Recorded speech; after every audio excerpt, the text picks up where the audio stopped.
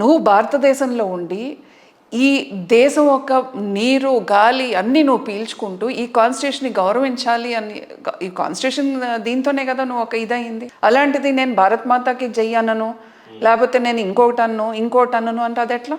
మీరు ఎక్కడ లేని సెక్యులర్ పదాన్ని తీసుకొచ్చి కాంగ్రెస్ తీసుకొచ్చి జోడించినప్పుడు మిగతా వాళ్ళందరూనేమో అన్ని పాటించాలి, వారి మాత్రం లేదు మేము ఇదే పాటిస్తామని ఎలా అంటారు మీరు చెప్పండి?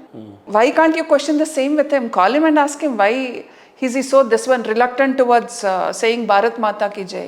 తల్లి భూమిని కూడా నేను జై అనలేను, నేను కీర్తించలేను నా తల్లి భూమిని అని అంటే అలాంటి వ్యక్తిని ఏమనాలి మీరు చెప్పండి? So you have to ask this question to him, not us. తొందరలోనే రాహుల్ గాంధీ గారి భారత్ జోడో యాత్ర 2.0 స్టార్ట్ అవుతుంది అని అంటే ఆల్ ది బెస్ట్. గతంలో చూసినట్లయితే ఒక పక్క కర్ణాటకను వదులుకున్నారు మీరు, ఇక్కడ పెద్దగా ఆశించిన స్థాయిలో రిజల్ట్ లేదు. గవర్నమెంట్ని మీరే ఫామ్ చేస్తున్నాం అని చెప్పారు, కేవలం 8 స్థానాలకు మాత్రమే పరిమితం అయిపోయారు. నేతలని చెప్పుకున్న బీజేపీ నాయకులంతా ఇంట్లోనే పరిమితం అయిపోయారు.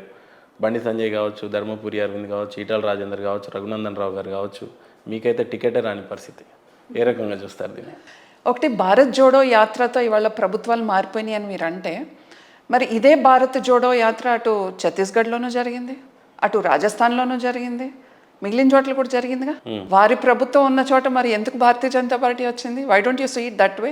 Why do you only say that okay కర్ణాటకలో మారింది, లేకపోతే తెలంగాణ టీఆర్ఎస్ ప్రభుత్వం నుంచి కాంగ్రెస్ ప్రభుత్వానికి వచ్చింది, అంతేగాని భారతీయ జనతా పార్టీ ప్రభుత్వం నుంచి ఇవాళ కాంగ్రెస్ ప్రభుత్వానికి వెళ్ళి ఉండగా కూడా మిమ్మల్ని ఎందుకు విశ్వసించలేదు ప్రజలంటే? దానికి చెప్తా. ఇవాళ ఇక్కడ టీఆర్ఎస్ ప్రభుత్వం నుంచి కాంగ్రెస్కి వెళ్ళింది, ఇక్కడ భారతీయ జనతా పార్టీ ప్రభుత్వం లేదు ఒకటి. రెండోది, ఇవాళ ఆయన ఎన్ని జోడో యాత్రలు చేసినా కూడా what difference would that make? ఇవాళ కర్ణాటక మీరు అంటున్నారు కర్ణాటక కాంగ్రెస్కి వచ్చింది అని. ఇవాళ this minute after we complete our interview we can go to Karnataka, any place you say in Karnataka, you just ask them. జనాలను వదిలేసేయండి, జనాల్ని కూడా అడగమని నేను అన్నట్లా. You go ask the MLAs elected from Congress whether they are happy, వాళ్ళు ఏమైనా చేయగలుగుతున్నారా కాన్స్టిట్యున్సీకి అనేది. ఎమ్మెల్యే ఫండ్స్ లేవు, ఎమ్మెల్యే ఏమీ చేయలేకపోతున్నారు. ఎందుకు అని అంటే ఈ గ్యారంటీలు ఇది అని చెప్పి అసలు మమ్మల్ని ఫండ్స్ అడగొద్దు, ఏమీ అడగొద్దు అన్నారు. అట్లాగే లాస్ట్ టైం ఏమని చెప్పారు, ఏదో 40% కమిషన్ అని మాట్లాడారు కదా. ఇవాళ కాంట్రాక్టర్స్ దగ్గరికి వెళ్దాం, ఆ కాంట్రాక్టర్స్ పరిస్థితి ఏంటో మీరు అడగండి, ఏంటి ఏమవుతుంది, ఎలా ఉన్నారు, ఇప్పుడు చాలా బాగున్నారా మీరు అని అడగండి. అప్పుడు వాళ్ళు చెప్తారు వీళ్ళు కావాలని కాయిన్ చేశారు ఒక వర్డ్ 40% అనేది. ఇవాళ మేము అనుభవిస్తున్నాం ఎన్ని బాధలు ఉన్నాయి ఏంటనేది వాళ్ళు చెప్తారు. ఇవాళ ఫ్రీ పవర్ అని చెప్పారు, ఇవాళ నిజంగానే అక్కడ పవర్ బిల్ ఎంత ఉంది, బిఫోర్ ఎలక్షన్ పవర్ బిల్ ఎంత ఉంది, ఆఫ్టర్ ఎలక్షన్ పవర్ బిల్ ఎంత ఉంది అనేది కరెంట్ బిల్ పెట్టుకోండి. ఏదేమైనా కర్ణాటకలో కాంగ్రెస్ విజయం కానీ లేకపోతే తెలంగాణలో కాంగ్రెస్ విజయం కానీ ప్రధానంగా మేనిఫెస్టోని బేస్ చేసుకొని సాధించిన విజయంగానే కనపడుతుంది. మేనిఫెస్టోని అర్థం చేసుకునే విషయంలో కేవలం బీసీని ముఖ్యమంత్రిని చేస్తానని చెప్పి మిగతా మీ మేనిఫెస్టో అంతగా ఏం పెద్దగా ఆకట్టుకోలేదు. బేసిక్గా ఉచితాలు ఉంటేనే నిజంగానే పార్టీలు అధికారంలోకి వస్తున్నట్టుగా కనిపిస్తున్న పరిస్థితి.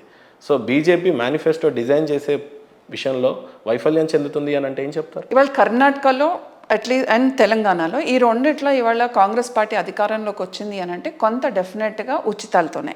కానీ బీజేపీ ఫెయిల్ అవుతుంది మేనిఫెస్టోలో అని అంటే, మేము ఇవాళ రాజస్థాన్లో అధికారంలోకి వచ్చాం, అక్కడ ఎక్కడ మేము ఉచితాలు చెప్పలేదు. మధ్యప్రదేశ్లో మేము అధికారంలోకి వచ్చాం, అక్కడ ఎక్కడ మేము ఉచితాలు చెప్పలే. ఛత్తీస్గఢ్లో మేము అధికారంలోకి వచ్చాం, అక్కడ ఎక్కడ మేము ఉచితాల గురించి మాట్లాడలా. See we promise what we can deliver and that is what we have done. మేము అబద్ధాలు చెప్పి ఏదో చేస్తామని చెప్పి వాళ్ళు 6 గ్యారెంటీ, నేను అందుకని మీకు చెప్పింది 6 గ్యారెంటీలను ఇక్కడ మాట్లాడినా 5 గ్యారెంటీలను కర్ణాటకలో మాట్లాడినా it has failed miserably in Karnataka and it is failing here in Telangana also. చేస్తున్నారు కదా, ఆర్టీసీ ఫ్రీ బాగానే నడుస్తా ఉంది. ఆర్టీసీ చాలా బాగా నడుస్తుందా? మీరు మహిళల్ని వెళ్ళి అభిప్రాయం సేకరించండి, how many of them are happy with it. Actual గా మీరు వెళ్ళి అంటే గత ప్రభుత్వాల దగ్గర కొంత బస్సులు మాత్రమే ఉంటే ఈ ప్రభుత్వం పెంచుకోవడానికి కొంత టైం పడుతుంది. ఇవాళ బస్సు సంఖ్యనే తగ్గించేశారు, ఎందుకంటే ఫ్రీ ఇవ్వాల్సి వస్తుందని చెప్పి అనేదే కదా ఇవాళ వచ్చింది ఇది. తర్వాత ఏమని చెప్పారు, రైతుల్ని మీరు లోనులు తీసుకోండి, రాగానే రుణమాఫీ చేస్తా ఉన్నారు. కరెంటు బిల్లులు మీరు ఎవరు కట్టొద్దు, ఎందుకంటే రాగానే మేము ఉచిత ఇది ఇస్తామని చెప్పారు. తర్వాత రైతులకి భరోసా, అంటే వీళ్ళు రైతు బంధు గురించి మాట్లాడితేనేమో వీళ్ళు ఇచ్చిన 10,000 కాదు మేము 15,000 ఇస్తా ఉన్నారు. వాటిలో ఏది అమలైంది ఒక్కటి చెప్పండి నాకు. ఈ రైతు బంధు గత ప్రభుత్వం ఇచ్చిన రైతు బంధువును కూడా అదే అమౌంట్తో చేశారు, కానీ 1 ఎకరం ఉన్న వాళ్ళకి మాత్రం ఇచ్చారు, కానీ మిగతా వాళ్ళకి అమలు చేయాల. 15,000 ఇస్తా ఉన్నారు, అది చేయలేదు.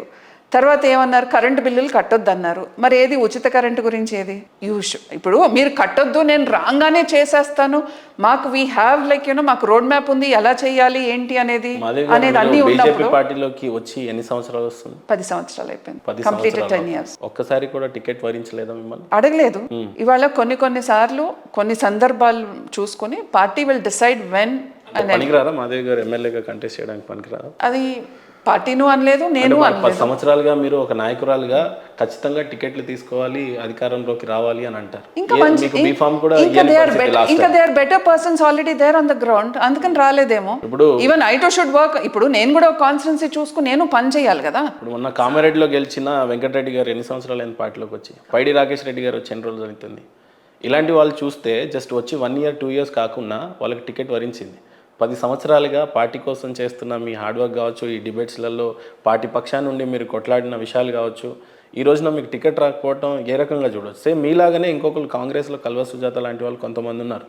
వాళ్ళు జస్ట్ 10-20 years ఈ పొలిటికల్ కెరియర్లో కనిపిస్తూ ఉంటారు. ఫైనాన్షియల్ స్టెబిలిటీ ఎక్కువగా లేదనా మీకు టికెట్ వరించదు? అలా ఏమీ కాదు. ఒకటి let me be very honest, బాగున్న వాళ్ళకు 1000 కోట్లు ఉన్న వాళ్ళకి టికెట్ ఇమ్మీడియట్గా ఇస్తుంది కదా. ఒకటి నేను I'll be very honest and straight forward with you. ఒకటి, ఈ రోజు వరకు దిస్ మినిట్ వరకు నేను ఏ రోజు వెళ్ళి నాకు టికెట్ కావాలని నేను అడగల.